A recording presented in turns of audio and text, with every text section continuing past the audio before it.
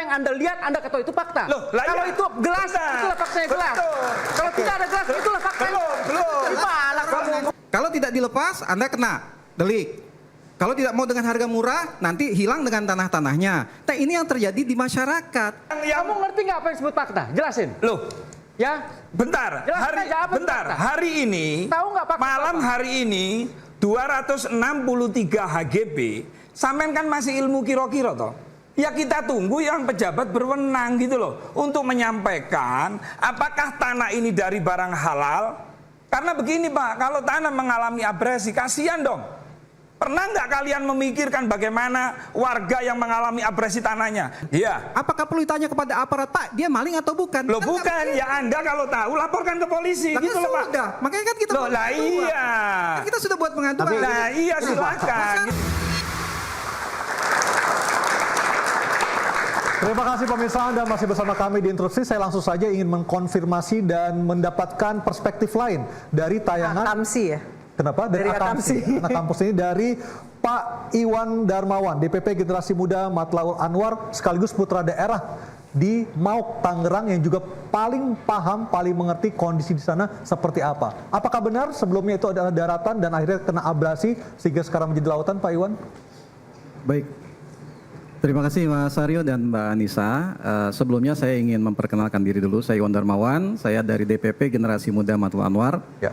Ini adalah salah satu badan otonom dari Ormas Islam yang terbesar dan tertua di Banten. Ya. Jadi kami ini lahir, tumbuh dan besar di lokasi yang sekarang sedang ramai diperbincangkan. Oke. Tapi saya ingin ini supaya kita sama-sama konstruksinya bertemu pada satu sudut yang sama dulu, sehingga kita bisa melihat sesuatu secara lebih objektif. Saat ini yang terjadi adalah narasi yang dibangun bahwa ini adalah persoalan perbedaan sudut pandang, perbedaan pendapat. Tapi saya dengan tegas ingin mengatakan bahwa ini adalah persoalan perbedaan kepentingan. Oke. Ada distribusi abuse of power dari tingkat yang paling atas sampai tingkat yang paling bawah. Paling atas itu siapa, Pak Iwan? Presiden Presiden yang mana? yang terdahulu. Pak Jokowi? Ya, betul. Oke. Sehingga kemudian masyarakat di bawah terkondisikan untuk tahu banyak hal sebenarnya, tetapi harus seolah-olah tidak tahu. Contohnya apa Pak Iwan? Pemagaran laut, Oke.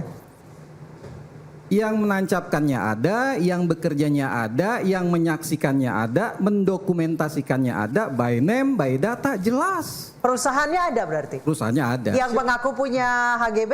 Iya.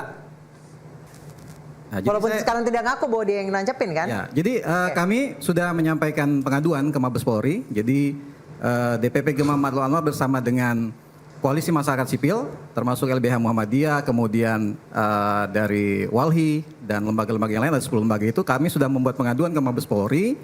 Dan ya kita berharap bahwa ini segera ditindaklanjuti dan hukum harus ditegakkan. Karena begini, kita paham siapa pemainnya. Karena nama-nama ini adalah nama-nama yang sudah cukup dikenal karena pemain lama. Dari data Anda siapa, Pak Iwan, pemainnya? Ya diantaranya misalkan Eng Chun, Ali Hanafi. Ini kan pemain-pemain yang sudah dikenal luas di masyarakat yang karena tadi saya katakan, karena ada tekanan, ada pengkondisian sehingga masyarakat tidak berani untuk bicara. Itu Tekanannya yang terjadi. seperti apa Pak Iwan? Gimana? Tekanan seperti apa? Intimidasi misalnya, didatangi aparat, dipanggil ke kantor desa. Saya ingin sampaikan bahwa apa yang saya sampaikan adalah fakta-fakta yang terjadi di lapangan. Intimidasi ke nelayan? Iya, Berarti benar video yang viral kemarin Kades terlibat? begini, saya ingin jelaskan dulu bahwa kenapa saya sangat berkepentingan dengan ini. Pertama memang anggota kami sebagian besar adalah warga Matlaul Anwar ini, profesinya adalah nelayan dan petani. Nah, ketika ada proses pemagaran ini, awalnya memang sporadis di beberapa titik, beberapa segmen dipagar. Nelayan yang kemudian merasa keberatan menanyakan hal ini kepada yang melakukan, yang notabene mereka kenal aparat desa. Terjadi perdebatan dan seterusnya, lalu kemudian dipanggil, dikondisikan. Tapi karena memang sudah berkali-kali terjadi demikian, makin lama makin rapat pagarnya, lalu kemudian mereka berinisiatif untuk datang ke kepala desa. Dan lokasi pagar laut itu sebelumnya adalah daratan atau memang aslinya laut? Begini, ini juga menarik. sejak saya kecil memang ada sebagian yang daratan. Oke. Lalu mengalami abrasi. Tetapi di tempat kami itu terselamatkan karena apa? Karena ada tanaman mangrove. Jadi relatif sudah kembali sebetulnya. Ya. Gitu. Nah, jadi kemudian saya kembali ke yang tadi, masyarakat yang kemudian mengadu ke kepala desa itu dikondisikan kenapa? Ini punya PT, 1 batang bambu saya dicabut, pidana. Itu yang ditakut-takuti. Oh, PT Mereka apa? tahu Boleh disebut, Pak? Kenapa? Pak Iwan boleh disebut? Apa PT apa? desanya? PT apa? Boleh disebut? Ya, PT-nya sudah tersebar lah. Media sudah banyak itu. Setiap dikomunikasikan, ini punya PT. Siapa yang berani? Pidana. Selalu seperti itu. Nah, akhirnya masyarakat, karena terus seperti ini, mereka, apa ya, kalau kita bicara, marwahnya tuh bangkit. Orang Banten tuh sederhana sebenarnya. Sangat-sangat bersahaja. Mereka bisa makan sehari-hari udah cukup. Tapi kalau terganggu marwahnya, bahkan kemudian bawa ini adalah tanah Banten, hati-hati ini bisa bangkit. Baik. Ini yang kita khawatirkan. Baik. Saya ke Mas Andri. Mas Andri, apa data yang Anda punya terkait dengan hal ini, Mas Andri? Gimana? Data yang Anda miliki Dari seperti apa? 30,16 km mana yang apakah semuanya memang daerah abrasi atau bagaimana? Jadi gini, saya ini anak pesisir. Saya di Provinsi Maluku, pulau saya mungkin kalau dilihat dari peta nggak ada itu. Oke. Saya tahu persis itu yang Tapi namanya. 30,16 km itu bisa dibilang Jakarta Bogor ya? Ya, tapi Jauh kalau banget. itu kan bukan lokasi panjang abrasinya. Iya kan? Itu adalah panjang yang dipagar. Iya, panjang dipagar. Jadi ini logikanya jangan dibalik-balik gitu. Nah, terus saya tanggapi dulu dari Miftahul Anwar tadi soal Pak Iwan. ini ada kekuatan abuse of power itu. Ini Pak Jokowi dibawa-bawa dalam persoalan ini. Jadi gini Pak, PSN, Proyek Strategis Nasional itu kepentingan negara. PIK itu adalah bagian daripada investasi. PIK dan PSN sangat berbeda dari nomenklatur apapun.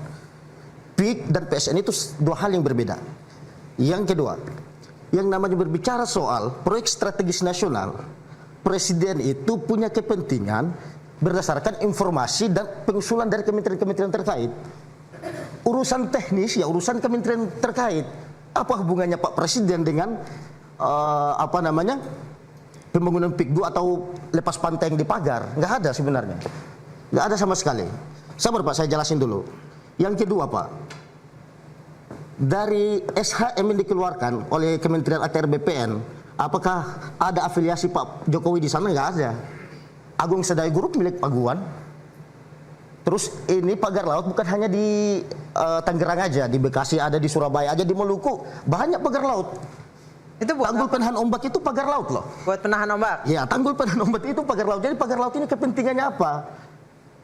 Ini yang harus ditelaah dulu. Kalau yang di Tangerang itu kepentingannya apa? Ya kalau memang itu kepentingannya, misalkan kepentingannya investasi, ya teman-teman boleh bertanya kepada perusahaan yang mau berinvestasi, ngapain Pak Jokowi dibawa-bawa dalam persoalan ini? Ini lucu sekali. Jadi teman-teman boleh melakukan investigasi, silahkan tanyakan ke menteri-menteri terkait. Ini kok kenapa jadi masalah di kemudian hari? Nah, seperti itu. Orangnya?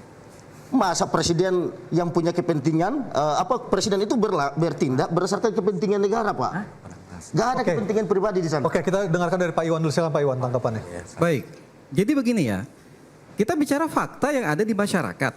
Soal nomenklatur atau apapun itu, administratif, formal segala macam itu masyarakat nggak paham. Itu faktanya apa, Pak? Faktanya di bawah itu dicampur aduk, di blend. Sehingga ketika ada upaya kekuasaan menekan ke bawah, bicaranya soal ini adalah kepentingan negara. Tapi ini Itu bukan masalahnya. proyek strategis nasional kan? Saya mungkin Pak Wamen boleh perjelas, ini bukan proyek strategis nasional kan? Yang sepengetahuan kami dari Kementerian ATR BPN Nggak ada. untuk di Desa Kohot ini tidak masuk dalam PSN. Betul. Baik, silakan Pak Iwan. Iya, itu formalnya begitu. Tapi kalau kita bicara materi di lapangannya kan tidak demikian. Negara dicatut namanya agar ini bisa digunakan mempressure masyarakat. Kalau tidak dilepas, Anda kena delik. Kalau tidak mau dengan harga murah, nanti hilang dengan tanah-tanahnya. Nah, ini yang terjadi di masyarakat dan mereka tidak berani untuk menyampaikan ini. Itu masalahnya. Saya ngomong, Mbak. Saya hanya ingin menyampaikan bahwa ini adalah apa yang terjadi di masyarakat selama Oke. ini. Jadi yang nomenklatur segala macam fakta di lapangan tidak, itu disalahgunakan. Itu maksud Baik. saya abuse of power itu. Baik, silakan Pak Raffi.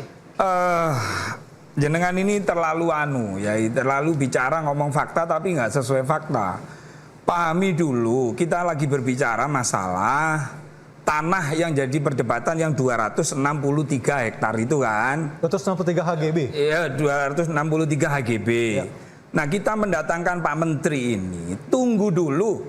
Itu tanah atas nama siapa, lahirnya dari mana, itu dulu. Kalau sampean ngomong berdasarkan fakta, yang tahu fakta itu BPN.